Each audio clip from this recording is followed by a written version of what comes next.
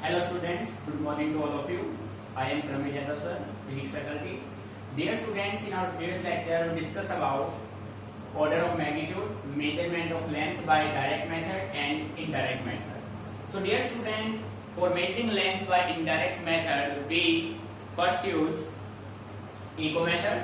Now today we discuss about parallax method, triangular method, Bezier method and sonar method. Dear student, मान लीजिए आपको अर्थ के surface से कोई नियर बाय गैलेक्सी में कोई नियर बाय स्टार मून का डिस्टेंस कैलकुलेट करना है, तो आप एक मेथड यूज करेंगे जिसका नाम होगा पैरेलैक्स मेथड। काफी इंपोर्टेंट मेथड है, ठीक है। सो हेडिंग बना लीजिए सभी, पैरेलैक्स मेथड, पैरेलैक्स मेथड, ठीक है। बेटे इंपोर्टेंट है, ध्यान रखिए इसको, ठीक है। बस हेडिंग डाल दी, छोड़ दो, कंप्लीट फोकस बोर्ड पे। फिर पैरेलैक्स मेथड क्या है, तो सबसे पहले हम ये समझते हैं कि पैरेलैक्स का मीनिंग क्या है। What do you mean by parallax, ठीक है। पैरेलैक्स हमने इसको नाम क्यों दिया, सो हम सिंपल वे में कह सकते हैं parallax is the name given to the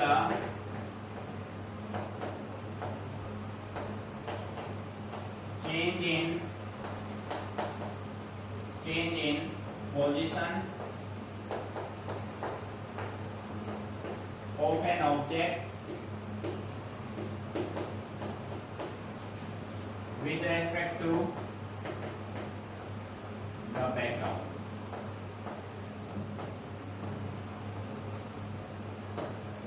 With respect to the background, when the object is seen from when the object is seen from two different positions,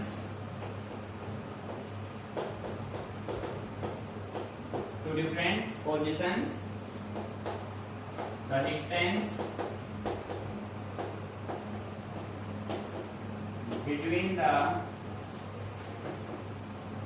two different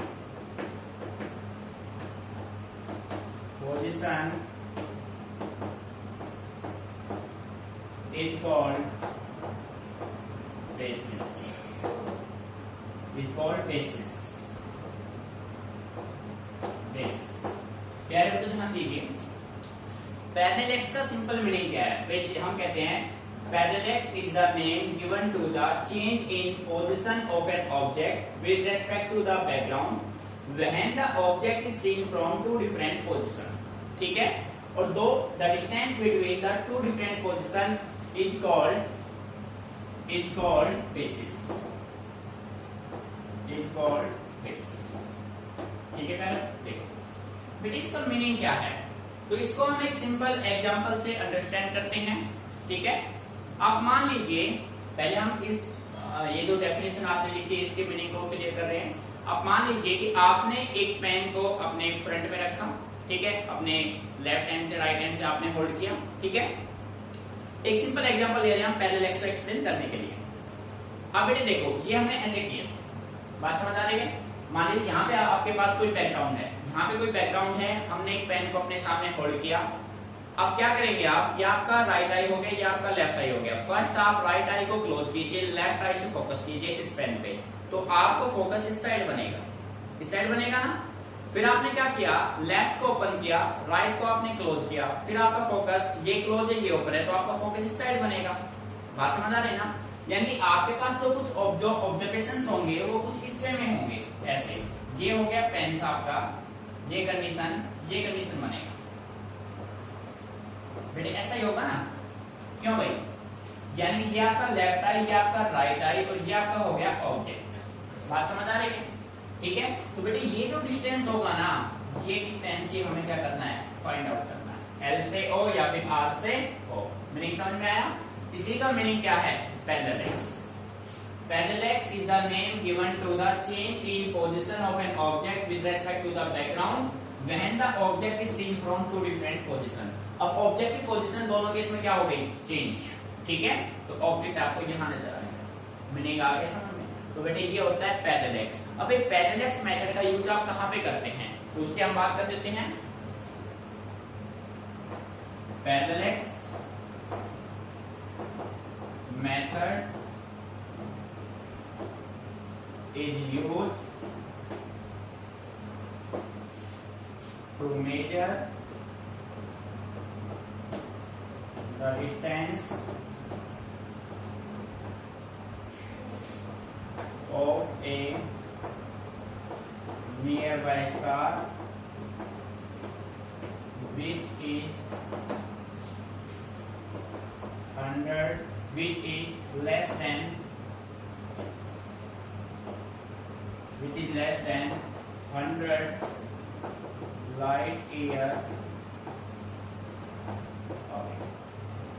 देखो बेटे किसी star का distance अर्थ के surface से अगर 100 light year से कम है, less than 100 light years, ठीक है, तो उसके लिए आप कौन सा मेथड यूज करेंगे? Parallel method.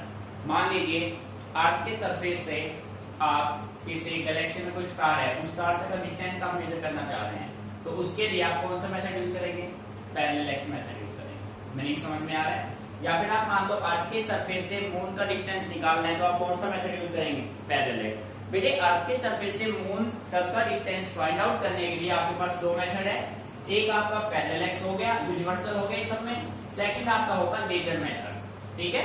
डिस्टेंस यदि 100 लाइट ईयर से कम है तो आप डिस्टेंस को इजीली मेजर कर सकते हैं with the help of parallel method. Meaning यहां तक क्लियर? अब देखो बेटे एक सिंपल एग्जांपल से हम इसको प्रूव करते हैं कि पैरेलल मेथड अपना कैसे काम करेगा। किसी भी नियर बाय स्टार के डिस्टेंस को पैरेलल मेथड की हेल्प से कैसे फाइंड आउट करेंगे, ठीक है। सो देखो, सो यहां पे हमने नोटिफाई किया, let us find the distance of a nearby star from Earth's surface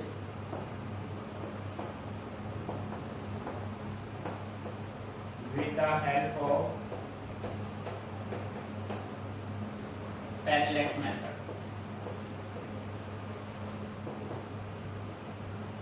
with the help of parallel method देखते रहे हम पैरेलल मेथड की हेल्प से अर्थ के सरफेस से गैलेक्सी में कोई नियर बाय स्टार है उसका डिस्टेंस हम फाइंड आउट करते हैं। तो उसके लिए पॉसिबिलिटी क्या होगी वो देखो बेटे।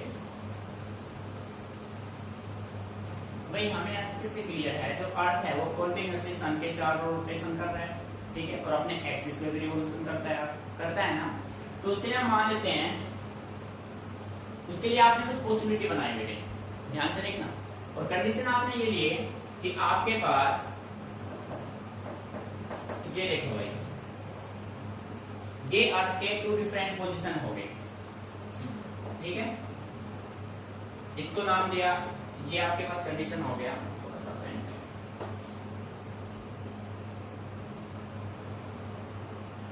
ठीक है भाई, ये दो पोजीशन आपके पास हो गए। इसको आपने नाम दिया ए, इसको आपने नाम दिया बी। बेटे ध्यान समझना, मेन जो डायग्राम ही है, ये हो गया अर्थ का ये पॉइंट हो गया ए, ये पॉइंट हो गया बी, दो डिफरेंट पोजीशन, इनका बीच के डिस्टेंस क्या बोलेंगे आप? बेसिस, ठीक है। आपने भी क्या है, the distance between the two different position is called basis. ये टू डिफरेंट पोजीशन हो गए, ये दोनों पोजीशन ए और बी एक दूसरे के डायमेट्रिकली क्या है? अपोजिट हैं, ये भी आपको ध्यान रखना है, ठीक है। फिर यहां से आपने देखा कि अपने पास ये कोई एक, यहाँ पे एक कोई स्टार है जिसको आपने नाम दिया एफ, जो कि अर्थ के सरफेस से वेरी फार अवे है। बट जब आप अर्थ के सरफेस से आप उसको ऑब्जर्व कर रहे हैं तो वो आपको स्टेशनरी स्टेट में नजर आ रहा है, ठीक है। सिमिलर कंडीशन यहाँ पे आपने मेंटेन किया।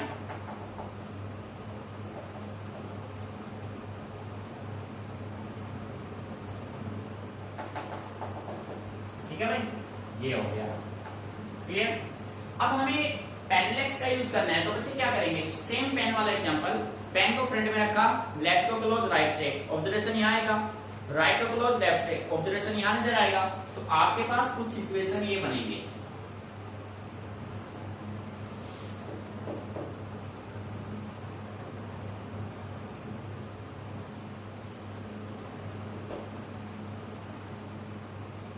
ठीक है भाई।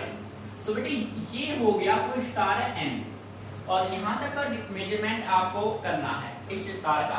तो ये एंगल बन गया θ1, ठीक है। ये हो गया सन के चारों रिवोल्यूशन कर रहा है, ठीक है। और ये एंगल आपका हो गया θ2। तो बेटे ये डायमेट्रिकली अपोजिट होगा, अल्टरनेट एंगल θ1, और ये एंगल आपका होगा θ2। नहीं समझ में आ रहा है? ठीक है, डायग्राम में कोई प्रॉब्लम? और बेटे यहां से यहां तक का ये जो डिस्टेंस ये हो गया डायमीटर, और ये डिस्टेंस क्या होगा 1 AU 1 एस्ट्रोनॉमिकल, ये भी कितना होगा 1 एस्ट्रोनॉमिकल यूनिट। ये हो गया आपका कंप्लीट डायग्राम, ठीक है। आपको एन तक का स्टार, एन एक स्टार है, यहां तक का डिस्टेंस आपको फाइंड आउट करना है, ठीक है। तो सबसे पहले आप इसको नोट कर लीजिए, फिर इसके बारे में डिस्कस करते हैं, ठीक है।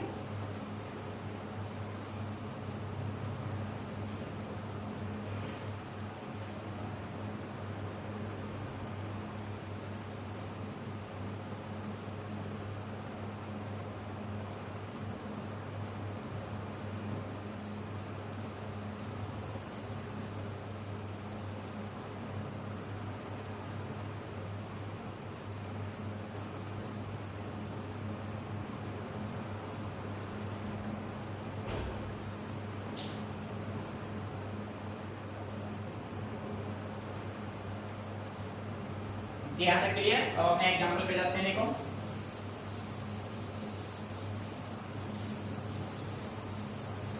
देखिए, let we have to find the distance of a nearby star देखो, ये आपने मान लिया कि n आपके पास कोई एक नियर बाय स्टार है और उस स्टार तक का डिस्टेंस आपको फाइंड आउट करना है, ठीक है। ये आपने मान लिया, क्लियर। उसके बाद देखो हम ये कह सकते हैं A और B जो है ना, टू पोजीशन है of earth, let A and B are two different position of earth, और ये जो अर्थ है वो किसके चारों रिवॉल्व कर रहा है, which revolve around the sun, around the sun, ठीक है। बेटे देखो आपने क्या किया, आपने मान लिया that we have to find the distance of a nearby star n, let A and B are two different position of earth which revolve around the sun। अर्थ जो है वो सन के चारों क्या कर रहा है, रिवोल्यूशन कर रहा है। बात समझ आ रही है, ठीक है। उसके बाद हमने क्या किया, जो अपना पॉइंट बी है, जो पोजीशन बी है वो डायमेट्रिकली अपोजिट है किसके, पोजीशन ए के। So we can see that the position B is diametrically opposite to the position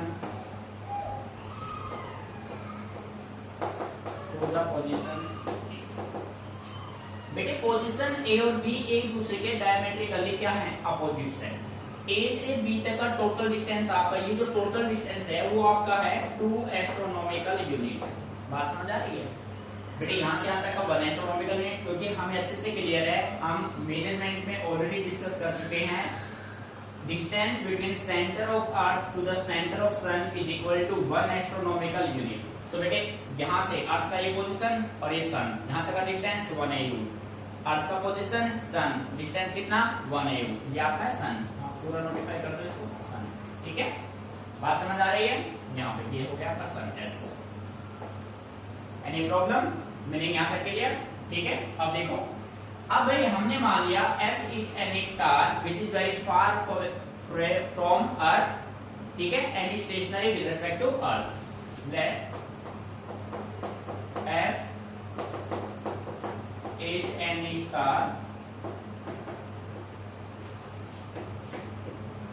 varying any star very far away from Earth and is stationary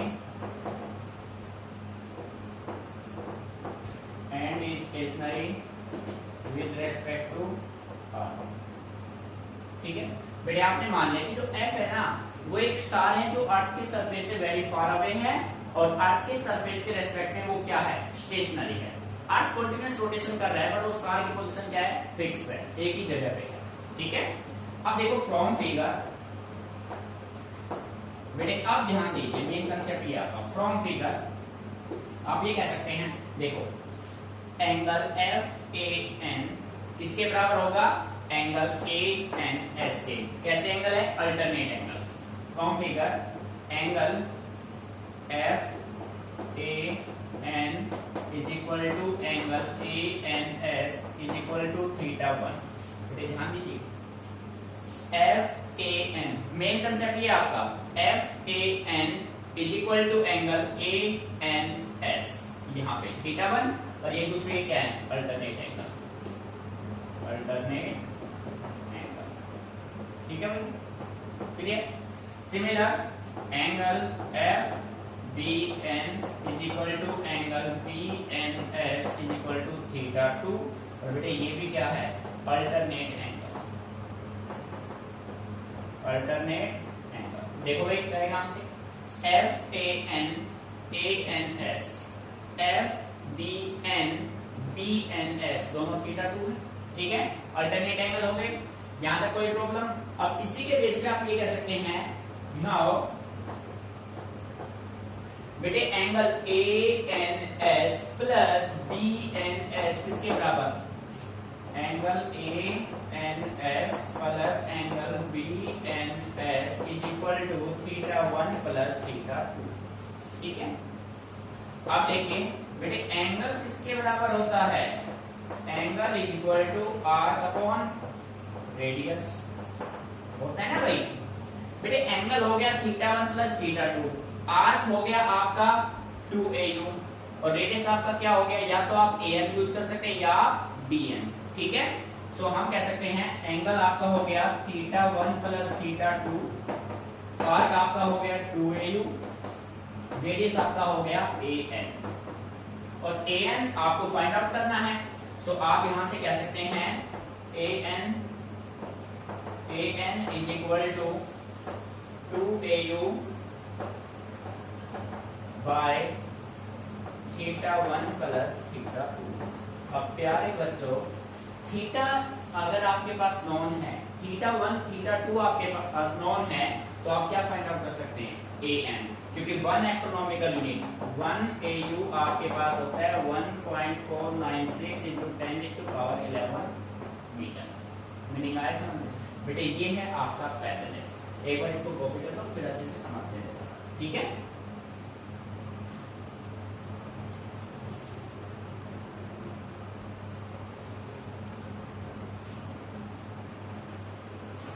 बेटे copy हो गया होगा। ठीक है, अब देखो पैरेलैक्स का मीनिंग क्या है। पैरेलैक्स मीन्स होता है, parallax is the name given to the change in position of an object with respect to the background. बेटे आप एक है ना सिंपल पेन के एग्जांपल से ले सकते हैं। आपने एक पेन को अपने फ्रंट में रखा, अब आपने दो डिफरेंट पोजीशन से इसको ऑब्जर्व करना है। एक आपने आपका लेफ्ट आई, दूसरा हो गया राइट आई। फर्स्ट आपने क्या किया, लेफ्ट आई को क्लोज किया, राइट से देखा तो आपको इस साइड नजर आएगा। फिर आपने राइट को क्लोज किया लेफ्ट से, तो इस साइड नजर आएगा। दोनों इस तरीके से इंटरसेक्ट करेंगे। तो हमने क्या किया, एक नियर बाय स्टार की पोजीशन को हम डिस्टेंस को मेजर करना चाहते हैं, तो हमने पैरेलैक्स का यूज किया। तो ये हो गया, आपके पास कोई स्टार है जो अर्थ के सरफेस से वेरी फार है, बट अर्थ के सरफेस के रेस्पेक्ट में उस फार अवे स्टार का जो स्टार है वो स्टेशनरी पोजीशन पे है। ठीक है। तो बेटे ये आपने कंसिडरेशन किया, ये पॉइंट ए, ये सन, पॉइंट बी, ये सन, ठीक है। यानी कि ये अर्थ के पोजीशन है, two different position of earth, the earth revolve around the sun. Clear. तो बेटे यहां से आपने डायग्रामेटिकली इसको सोच के रिजल्ट आपका बन गया।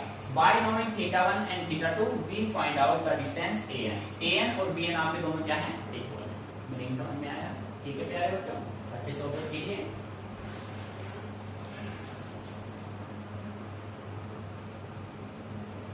सो प्यारे बच्चों इसको रफ कर लेते हैं, अच्छे से इसको ऑब्जर्व करना है। प्रैक्टिकली पेन का एग्जांपल से आप इसको समझ सकते हैं, प्रैक्टिकली आप इसको करके देख सकते हैं, ठीक है।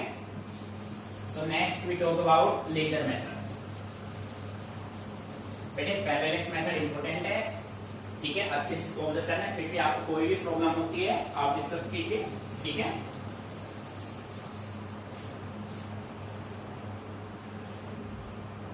बेटे नेक्स्ट आपका है, नेक्स्ट मेथड हमारा है लेजर मेथड। लेजर मेथड, ठीक है। लेजर मेथड, भाई लेजर मेथड में बच्चे सबसे पहले हम बात करते हैं लेजर मीन्स होता क्या है, कैसे आप इस मेथड का यूज करके लेंथ को मेजरमेंट, डिस्टेंस को मेजर कर पाएंगे और किसके लिए आप इसका यूज करेंगे। So in simple way we can say that laser stands for, laser stands for light amplification, light amplification and stimulated radiation।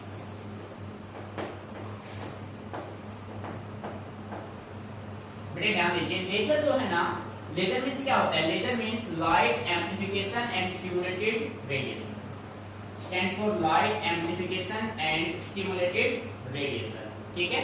बेटे इस मेथड का बेसिकली आप यूज करेंगे, this method is used for measuring the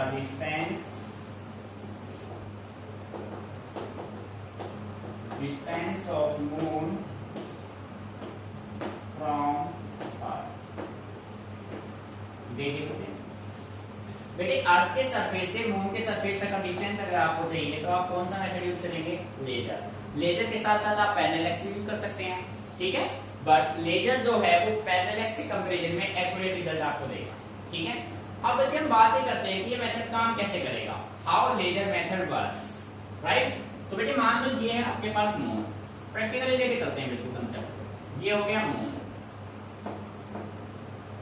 ठीक है, और ये है अर्थ का सरफेस, अर्थ।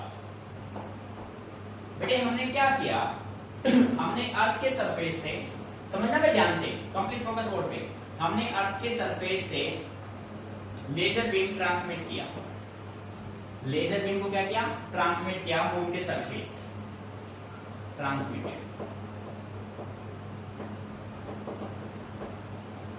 किया, ठीक है। ये अर्थ के सरफेस से, ये अर्थ के सरफेस से आपने इसको ट्रांसमिट किया, यहां से यहां तक कितना डिस्टेंस कवर करेगा, x, ठीक है। किस स्पीड से जाएगा, लाइट के स्पीड से, लाइट के स्पीड से जाएगा भाई, ठीक है।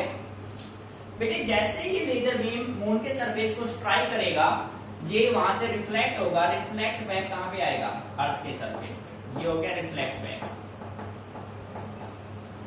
रिफ्लेक्ट बैक, और कितना डिस्टेंस कवर करेगा, फिर x डिस्टेंस कवर करेगा, सेम स्पीड से आएगा। बात समझ आ रही है, ये कंसेप्ट यहां पे होगा, ऐसे अपना लेजर मेथड काम करता है, ठीक है। In this method, in this method, ध्यान से समझिए, laser beam is transmitted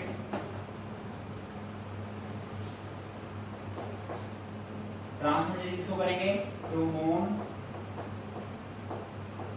and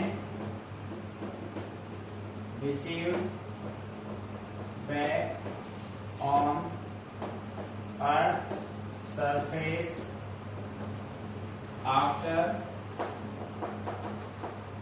reflection from moon surface। देखो बेटे, आपने क्या किया, आपने एक लेजर बीम को ट्रांसमिट किया मून को, transmitted from earth surface to moon and receive back on earth surface after reflection from moon surface. यहां से अर्थ के सरफेस से आपने ये ट्रांसमिट किया लाइट को, ठीक है, ये मून के सरफेस पे स्ट्राइक होकर रिफ्लेक्ट बैक होगा, सेम डिस्टेंस x कवर करेगा और x जाने में और x की आने में। बात समझ आ रही? By measuring the time, by measuring the time interval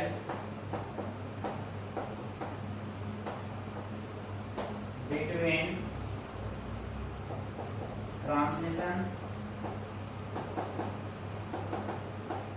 and reception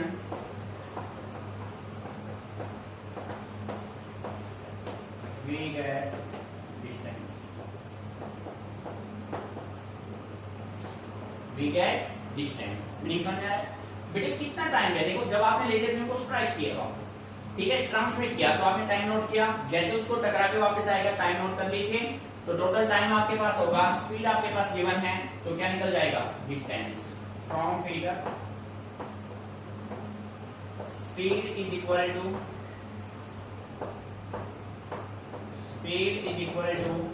distance upon बेटे स्पीड कितने से जाएगा, स्पीड ऑफ लाइट से जाएगा, डिस्टेंस कितना कवर करेगा, x प्लस एक्स करेगा, टाइम कितना लेगा, t लेगा, ठीक है। तो यहां से हम कह सकते हैं c is equal to 2x upon t, और बेटे x is equal to c into T by 2। मेरी समझ में आ रहा है, ठीक है बेटे। स्पीड ऑफ लाइट c आपका होता है 3 इंटू 10⁸ मीटर पर सेकेंड। नहीं समझ में आ रहा है बेटे? जब आपके पास टाइम नॉन होगा, टाइम मेजर करने के बाद c आपके पास गिवन, तो आप क्या फाइंड आउट कर लेंगे, x। तो यहां से हम ये कह सकते हैं x is equal to 3,84,000 kilometre, ये होगा एक्चुअल डिस्टेंस, ठीक है। नहीं समझ में आ रहा है? जब आप इस मेथड से मेजरिंग करेंगे तो आपके पास रिजल्ट क्या आएगा, 3,84 किलोमीटर, यानी कि distance between earth surface and moon surface is 3,84 kilometre, right. तो बेटे नोट कीजिए, कोई भी प्रॉब्लम है डिस्कस कीजिए। आपको समझना है ऑन डायग्राम से कंप्लीट अपने आप मॉडिफाई कर लेंगे, ठीक है।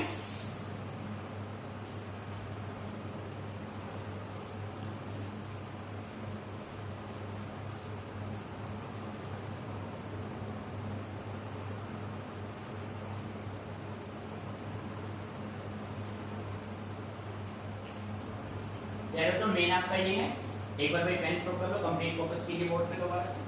बेटे सेकंड मेथड आपने यूज किया laser method. Laser means light amplification and stimulated radiation.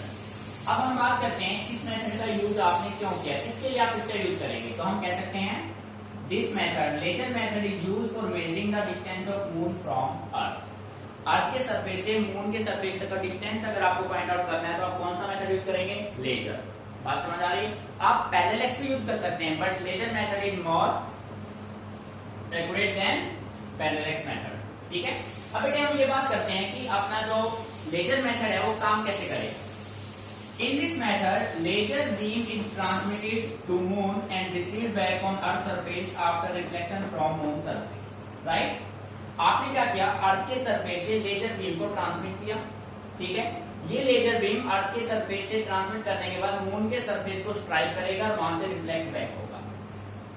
जैसे आपने ट्रांसमिट किया, जैसे रिफ्लेक्ट बैक हो गया आएगा, आप टाइम को ऑब्जर्व कर लीजिए। टाइम मेजरिंग करने के बाद स्पीड आपको गिवन है लाइट का, ठीक है। तो आप क्या फाइंड आउट कर लेंगे, distance between earth surface and moon surface. On calculation we get the distance between earth surface and moon surface is equal to 3,84,000 kilometre, ठीक है प्यारे बच्चों। ये आपका होगा रिजल्ट। सो बेटे इन मेथड को आपको रटना नहीं है, इनको समझ के चलना है कि भाई कैसे हम प्रैक्टिकली इनका यूज कर सकते हैं। ठीक है, तो अच्छे से इसको ऑब्जर्व कीजिए, कोई भी प्रॉब्लम आती है आप डिस्कस कीजिए।